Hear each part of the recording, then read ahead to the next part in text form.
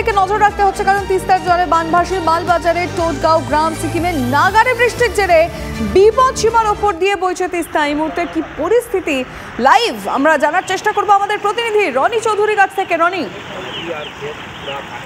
প্রথমে বলে রাখতে চাইবো যে যেভাবে গতকাল থেকে বৃষ্টি শুরু হয়েছিল ডুয়ার্স সহ সিকিম পাহাড় এবং ভুটান পাহাড়ে, তার কারণে একাধিক নদীতে জলস্তর বেড়েছিল।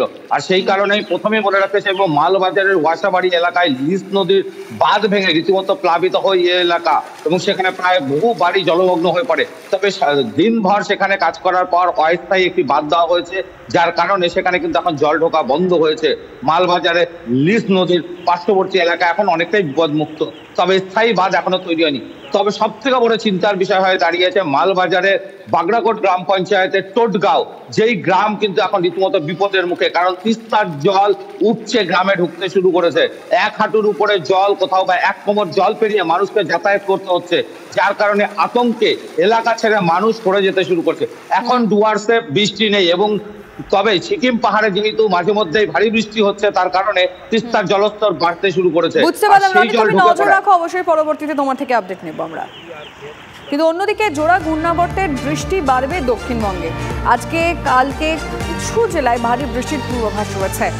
অবশ্যই এই বিষয়েও আমরা ডিটেল জানবো, কোন কোন জেলায় কতদিন এই বৃষ্টির টানা চলবে। কমলেশ চৌধুরী আমাদের প্রতিনিধি জানাবেন এই বিষয়ে। কমলেশ, তো উত্তরবঙ্গের কথা একটু, উত্তরবঙ্গের পরিস্থিতি এই মুহূর্তে উন্নতি হওয়ার খুব একটা সম্ভাবনা নেই। উত্তরবঙ্গে যেহেতু দুটো ঘূর্ণাবর্ত রয়েছে, একটা উত্তরবঙ্গেই রয়েছে আর একটা বাংলাদেশের উপর রয়েছে, সব মিলিয়ে সিকিম, উত্তরবঙ্গ এবং ভুটান সব জায়গায় প্রচুর বৃষ্টি হবে। এর ফলে উত্তরবঙ্গের পরিস্থিতি আরো খারাপ হওয়ার একটা আশঙ্কা থেকে যাচ্ছে।